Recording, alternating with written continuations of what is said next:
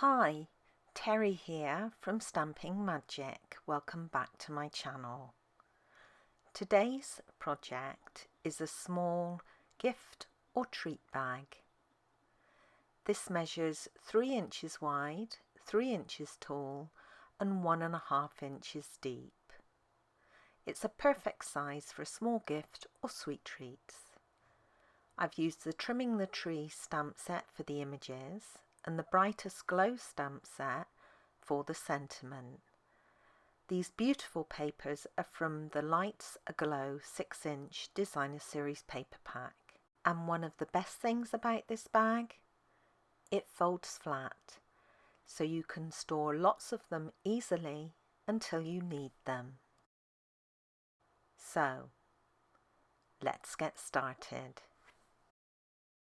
These are all the measurements you need for all the elements required to create this project. So if you're interested in reproducing it, take a screenshot so you can refer to it later. For today's bag, I'm using a different design of paper from the Lights Aglow Designer Series paper pack, and I'm also using Evening Evergreen card for the base and the sides. Place whichever piece you're using for the back into the Simply scoreboard, and you're going to score along the bottom of this at 3/4 of an inch. So you want to make sure that your pattern is up the right way if you have a one-way design, and this is on the front or the back. If you've got your pattern upside down inside the bag, it looks a bit odd. So make sure you've got the paper up the right way if there is a right way. Okay, so I'm going to score the back piece along the base at 3/4 of an inch. There's no scoring for the front, so that's the paper complete. The base panel needs to be scored on all sides at 1/2 inch. Now you can either score at 1/2 inch and then rotate your cardstock, score, rotate, etc. Or you can score at 1/2 inch and 3½ inches on the long side, and 1/2 inch and 2 inches on the short side. You have 2 sides of equal size. I'm going to place one into the scoreboard with the longest side across the top and score at 3/4 of an inch. Turn it so the score line is towards you and the short side is across the top and score at 1/2 inch and 2 inches. Then I'm going to score down at 1¼ but only to that horizontal score line. So for the second piece, long side across the top, score at 3/4 of an inch. Short side, 1/2 inch and 2 inches. Make sure that the horizontal score line is towards you. And then at 1¼ inches but only to that horizontal score line. There is a little extra scoring required for each of the side pieces. You want to score a triangular shape within the rectangle at the bottom of each side section. So I'm using my scoring stylus and a metal ruler, and I'm going to score from the center score line to each of the bottom corners on that rectangle at the base. Just like so. So again, for the second one, I'm scoring from the center point to the bottom corners of the rectangle.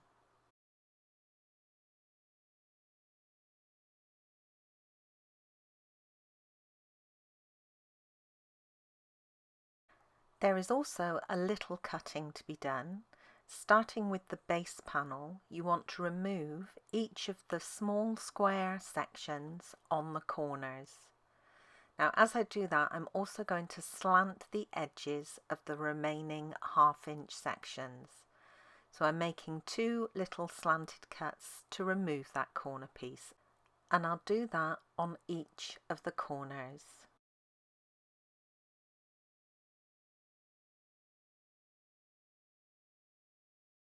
Now for the sides, all I'm going to do is make a small slanted cut on each of the corners.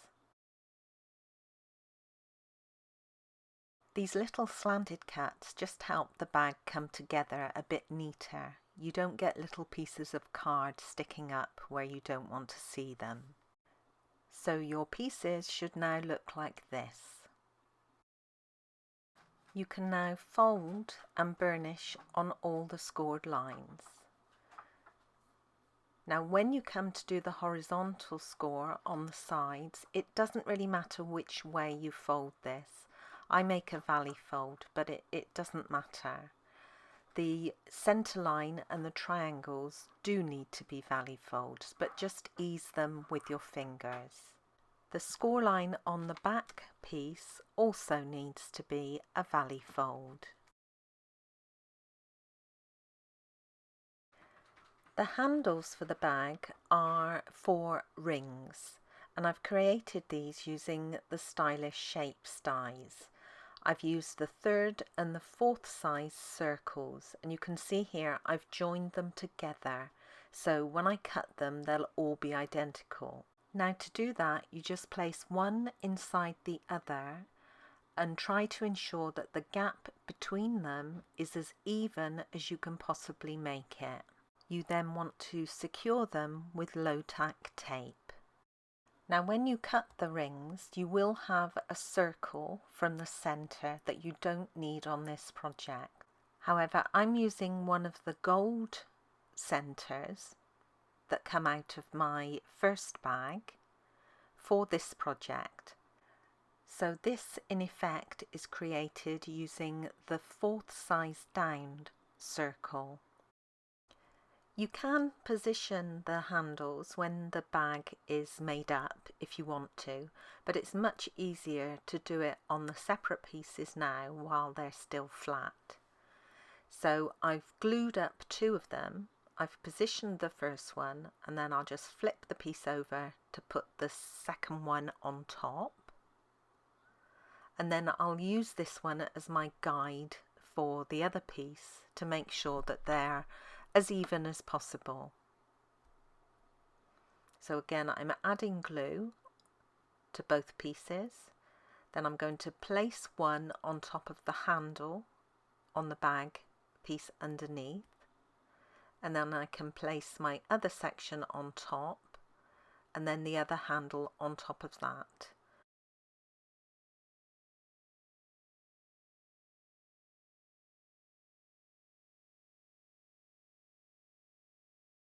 I've started putting the bag together, but I did forget to click record, and I do apologise for that. Now all I've done is add the back section to one of the sides, and now I'm going to add the front section. So you just do this by adding glue to the 1/2" tab on the side piece, and then place the front or the back on top of it, and it doesn't matter which way round you have these.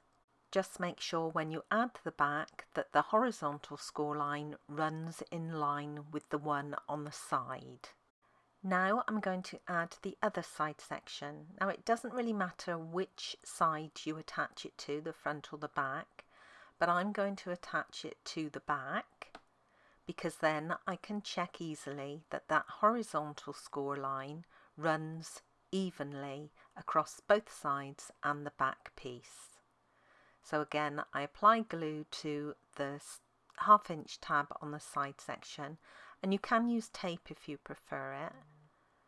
And then I'll line up that horizontal score line so it's even all the way along, making sure your top edge is also even. Now to add the bottom panel.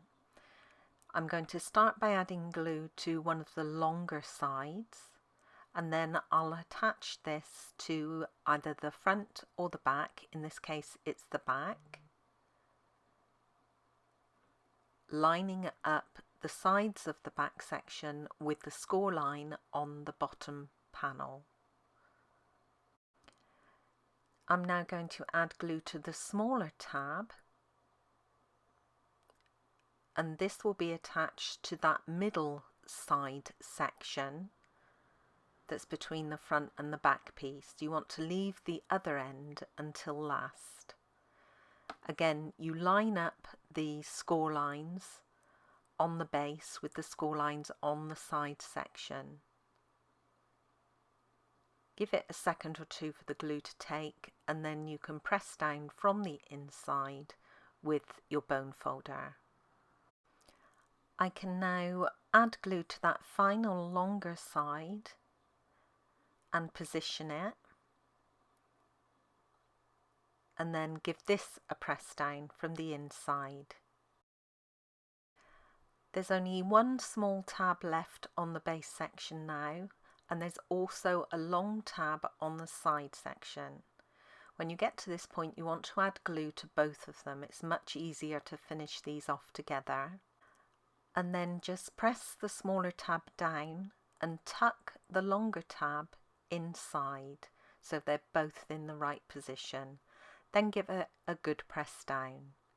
Now you don't want to fold this bag flat until you're certain the glue has all dried, otherwise the seams won't hold.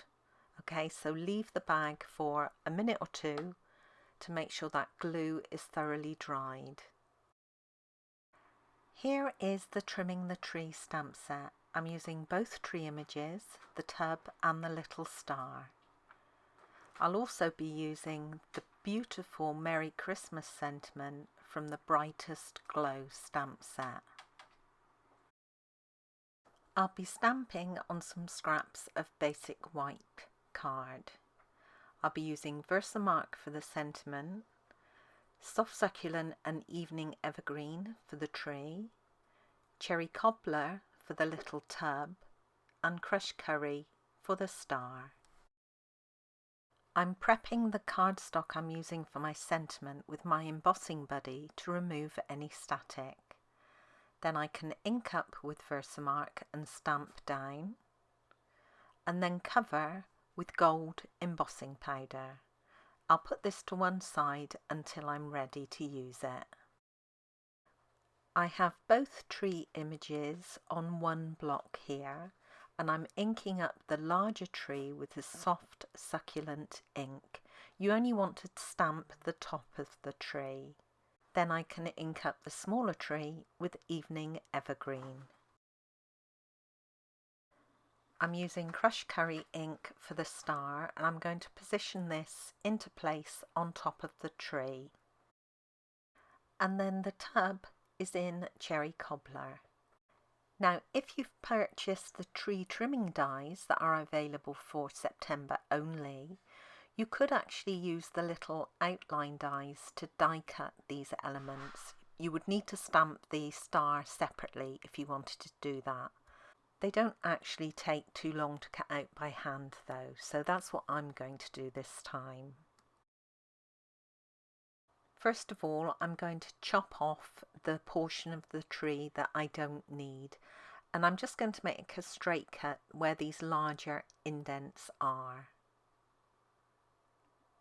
like so, and then I can go ahead and cut out the rest by hand. I need to heat emboss the sentiment to melt the powder. And then I'm going to die cut it using one of the Stylish Shapes dies. Now this die is longer than I want for this project, so I'm going to make it smaller. I'm positioning the left hand side how I want it, not worrying about the right hand side. I'll secure it with washi tape and then run it through. Once the first cut has been made, I'm going to set the die up again and make a second cut for the right hand side. Now you want to keep the die in the cardstock and just position it again over the sentiment with the right hand edge where you want the new cut to be made. Now this should fall into the cardstock that's already there, the little holes that are made on the edge. So once it's where you want it to be, secure it with some low tack tape again and run it through. I just make sure that right hand edge has been cut and then I roll the machine back out again. I don't let the whole sentiment run right the way through.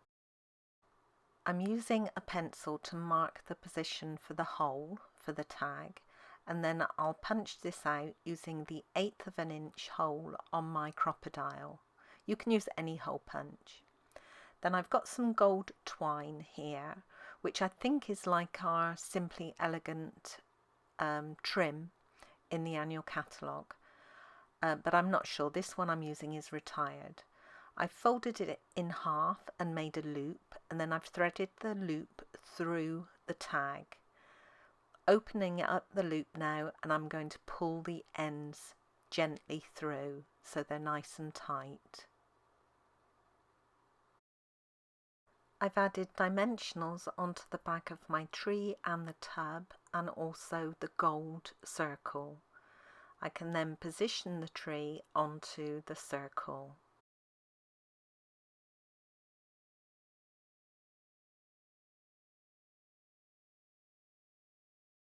The glue on my bag is now completely dry, so I can fold it. You want to press in at the sides to bring the front and back together, and then just gently walk your fingers down and the bag will naturally fold. Give it a good press down, and there you have your foldable bag. I can then add my little tree decoration to the centre of the front of the bag. My tag isn't going to be loose. I'm going to fix it into position so it looks nice. So I'm adding a couple of dimensionals, one at the top and one down the right hand side on the back.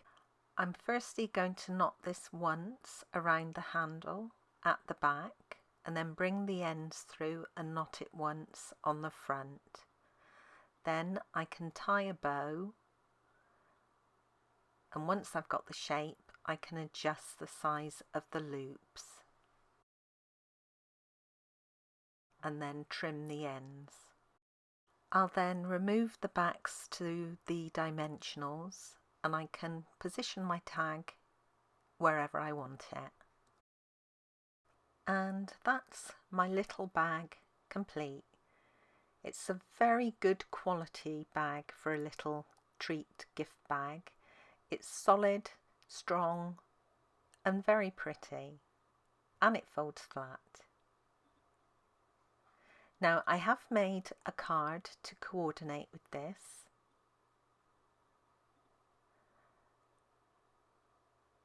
I've used all the same products. Here's another look at my original bag, and of course I had to make a card to go with this one as well. Now these little bags are not just for Christmas. You can use them for any occasion, a birthday or a thank you gift. I used the Tea Boutique 6-inch Designer Series paper for this, as well as Orchid Oasis card. And there's a card to go with this too. The sentiment actually comes from the Go-To Greetings stamp set this time. All the images are from the paper.